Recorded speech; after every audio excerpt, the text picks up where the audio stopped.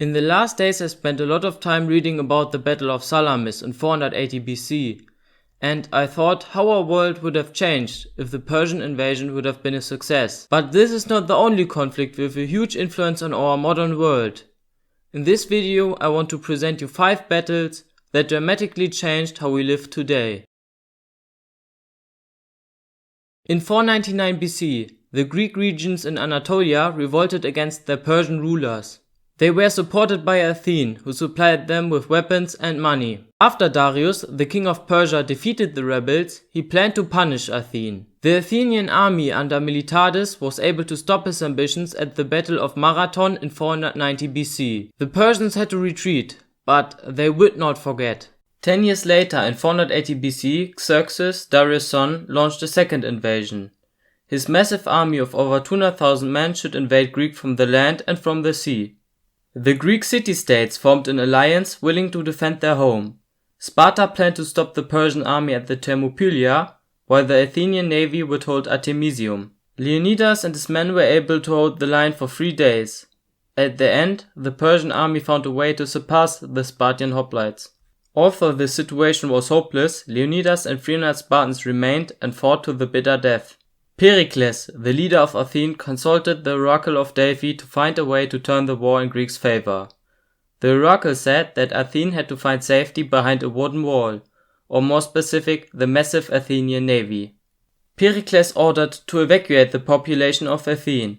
They escaped to the island of Salamis. When the Persian army arrived at Athens, only a few people were left. Darius already saw himself as victorious, but he needed to destroy the Athenian navy to end Greek resistance once and for all. For this reason, he sent a massive fleet of over 1,000 ships to fight the Athenians at Salamis.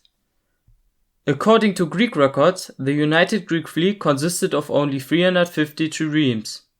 The numbers were massively in the favor of Darius' fleet, but somehow it was Athens that ended up victorious on this 29th September 480 before Christ.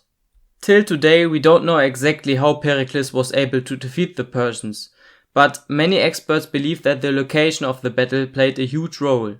If you look at the map, you can see that there's not much room between Salamis and the Greek mainland for huge naval operations. The Persian navy ended up blocking each other so that the Greek ships could attack one after the other. At the end, the Persians lost nearly 300 ships, while the Greeks lost only 40. Xerxes spectated the whole battle from the coast. With his own eyes he saw how his fleet was destroyed. Although the Persians still controlled most of the Greek mainland, he returned to Persia. Just imagine what would have happened if Athens, the origin of democracy, the center of science and philosophy, would have been conquered. After Carthage had lost the First Punic War against the Roman Republic, they were forced to give up their holdings in Sicily. In order to compensate their territorial losses, Carthage expanded its influence on the Iberian island.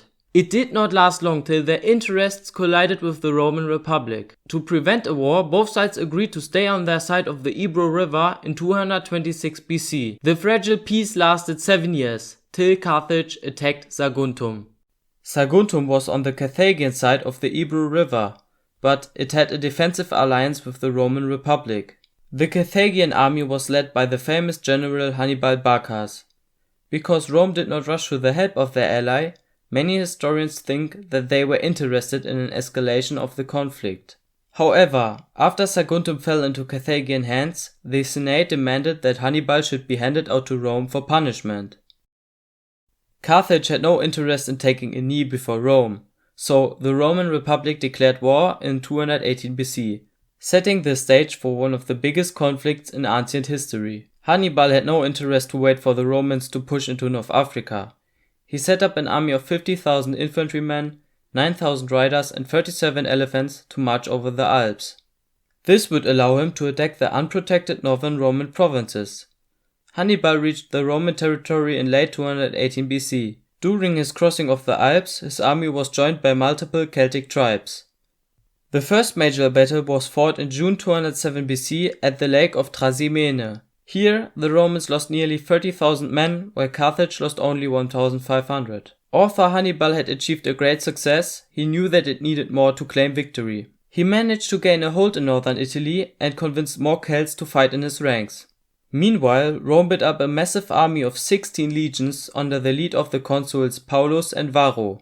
Overall, it consisted of 80,000 men and 6,000 riders. Both generals planned to destroy Hannibal's army at Cannae in August 216 BC. Paulus and Varro expected an easy win. There was no way that the Roman legions could be defeated by Hannibal's mix of mercenaries. I think there's no word in the English language to describe how wrong they were. Hannibal's 50,000 soldiers managed to surround the 80,600 Romans and wipe them out. 70,000 Romans died and 10,000 others were captured by Carthage. Still today, it's one of the most bloody days in human history. Any other nation would have negotiated peace after such a defeat. But Rome is not any other nation. They changed their tactic to the one of scorched earth. Everything that could fall into Carthaginian hands was destroyed. This marked the beginning of a war of attrition. Hannibal marched through Italy for multiple years, but he was not able to secure a victory. At one point, he even stood in front of Rome. Hannibal ante portas. In 207 BC, Hannibal asked his brother Hasdrubal to supply him with new men. Just like his brother, Hasdrubal and 30,000 men marched over the Alps to unite with Hannibal. However, he was awaited by 40,000 Roman soldiers. Hasdrubal's army had no chance against the Roman legions and was defeated. He and 20,000 of his men lost their lives. This marked the end of Hannibal's ambitions. Although he stayed in Italy, he was not a big threat for the Romans anymore. He was forced to retreat to Carthage in 203 BC. After the city was threatened by Roman legions. I am not able to imagine a world where the Roman Empire never existed, but this could have been the case in 200 BC. After Carthage was defeated, Rome was the dominant force in the Mediterranean world and started to build their empire that influenced Europe for hundreds of years. Let us jump nearly 1,000 years in the future. Since its founding in the year 610, the Islamic religion had massively expanded. After Islamic generals had conquered Arabia and North Africa, they invaded Spain in the year 711. Here they defeated the Visigoths at the Battle of Guadalete. Till 720 they controlled most of the Iberian island. From now on they shared a border with the dominant Christian power of Europe, the Kingdom of the Franks. It did not last long till Muslim armies started to invade Frankian territory, mostly to pillage, not to conquer. But in 732, a giant army of the Umayyad Caliphate under Abdul Rahman al-Ghafiqi invaded Francia. At Tours, they were met by a Franconian army led by Charles Martel. The numbers were in favor of the Umayyad, with 25,000 to 15,000. However, the Franks used heavy cavalry to achieve a victory. This battle ended the Muslim expansion into Western Europe. Later, the Europeans began to reconquer parts of the Iberian island. The so-called Reconquista lasted till 1392 and was the longest military conflict in human history. If Charles Martel would have been defeated at Tours, more country would have been conquered by the Umayyad. If you look at the effectiveness of the Umayyad army, I think that no other kingdom than Francia could have stopped them in the 8th century. After the Napoleonic Wars, German leaders had established the German Confederation to satisfy the demand of an unified home country. The German Confederation was dominated by a rivalry between Austria and Prussia. While Austria wanted to preserve the status quo, Prussia wanted to turn Germany into a state system under Prussian control. The man behind the unification plans was the Prussian Prime Minister Otto von Bismarck. His time to shine came in 1864, when Denmark published its plans to annex Schleswig-Holstein, a province of the German Confederation. This decision sparked anger in Germany. Both Austria and Prussia mobilized their military and declared war on Denmark. In October 1864, Denmark was defeated and Germany celebrated. Patriotism and the call for a unified Germany dominated the newspapers. But Austria still blocked any decision regarding a unification. Bismarck realized that a Großdeutsche Lösung, a Germany with Prussia and Austria, was impossible.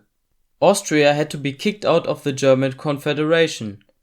This could not be achieved with a diplomatic solution, because most German states still saw Austria, the former ruler of the Holy Roman Empire, as the rightful leader of a unified Germany. Germany should be formed on the battlefield. Prussia triggered the German War, or the Austrian-Prussian War, in 1866, after they annexed territory conquered in the German-Danish War of 1864. Austria was not amused and mobilized the German Confederation. On the 3rd of July 1866, 220,000 Prussian soldiers engaged with 240,000 Austrian soldiers at the Battle of Königgrätz. One huge advantage of the Prussian forces was their needle guns. It allowed them to reload behind a cover, while Austrian soldiers had to reload their guns in the stand. At 3 p.m. the battle was decided. Austria had lost 5,000 men and retreated. The KOK monarchy surrendered on the 22nd July after only 7 weeks of combat. Prussia dissolved the German Confederation and founded the Northern German Confederation. The alliance was not only dominated by Prussia, it also abolished the taxation of goods crossing state borders. A huge step for the unification of Germany. Just imagine for a second how our world would have been without a Prussian-led Germany. Maybe a bit more peaceful. The Republic of Poland that was founded in 1980 was only a fraction of its former territory. They planned to attack Russia to reconquer land of the former Commonwealth. The eastern neighbor was still involved in a huge civil war and seemed like an easy target. And till the end of 1980 they were able to push till Kiev without facing huge resistance. However, the Soviets only waited till they had enough resources for a war against Poland. Lenin saw Poland as a bridgehead to spread communism in Central and Western Europe, so he gave the conflict a huge priority. They started their first counter-offensive in March 1919. Soon they had pushed Polish forces back into their territory, but they did not stop there, and in August 1920 it looked like Warsaw would be conquered by the Red Army. The Polish front line had collapsed a month before, and it was a miracle that they were able to reorganize their troops to defend the city. At the end, a surprise attack led by Joseph Pilsudski forced the Soviet army to retreat. The Soviets lost nearly 70,000 men, a huge setback for the Red Army. Several Polish follow-up victories allowed Poland to negotiate peace and protect its eastern border. If Poland would have been fallen to Soviet forces, Germany would have been next. Germany was not only weakened by the First World War, they also struggled under multiple Marxist uprisings. I hope you could relate to my list, but there are many battles just as important and I could easily make a second part of it. If you want, you can write suggestions for a second video in the comments. I hope you enjoyed my video and subscribe to my channel. Bye.